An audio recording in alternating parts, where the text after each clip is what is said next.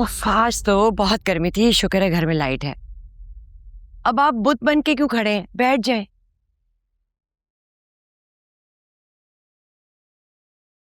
तुम्हें क्या जरूरत थी वहां हक महर के बारे में बात करने की?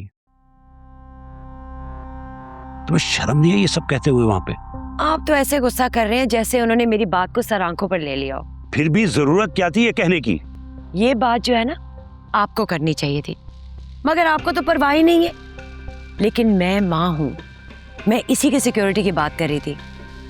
और हुआ क्या? जिसको बेटी बेटी करके आपकी जुबान नहीं सूखती, उससे सब खत्म कर दिया। सिकंदर भाई मानने वाले थे, लेकिन ऐनी को बर्दाश्त ही नहीं हुआ। उसने जो किया ना ठीक किया, लेकिन तुमने एक लम्हे के लिए सोचा है? अगर उन्होंने जहेज की लिस्ट तुम्हें भेज दी तो क्या करोगी? तो दिखा दे औकात, मैं भी तैयार हूँ। आपको क्या लगता है मैं अपनी बेटी को खाली हाथ रुखसत करूंगी? ऐसा ऐसा सामान बनाकर मैंने रखा है, जब मैं दिखाऊंगी ना तो आप हैरान रह जाएंगे, देखिएगा। अच्छा, तो जो कुछ तुमने जमा करके रखा है उसमें गाड़ी है? गाड़ी? हाँ गाड़ी। क्यों परेशान हो गई? भाई इतना सब कुछ तुम मांग रही हो, उसके बदले वो गाड़ी तो मांग ही सकते हैं ना।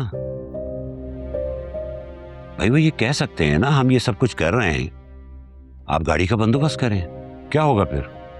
गाड़ी तो मैं नहीं दे सकती, हमारे पास कौन सी गाड़ी है। इसीलिए कह रहा हूं जबान और सोच को कंट्रोल में रखो। सब चीजें स्मूथ जा रही हैं तो उन्हें जाने दो, फजूल चक्कर में मत पड़ो। और खानदानी लोगों में ऐसी बातें नहीं होती।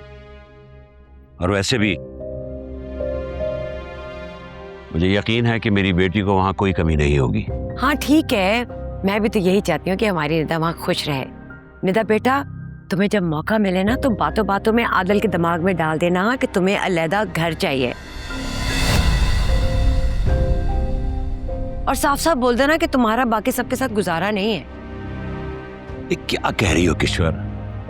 निदा तुम मेरे साथ आओ। तुम अपनी माँ के साथ रहोगी तो पता नहीं ये तुम्हारा क्या करेगी।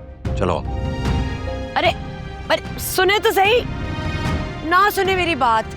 जब कल को आप लोगों की आंखें खुलेंगी ना तो फिर कहोगे कि किश्वर सही थी।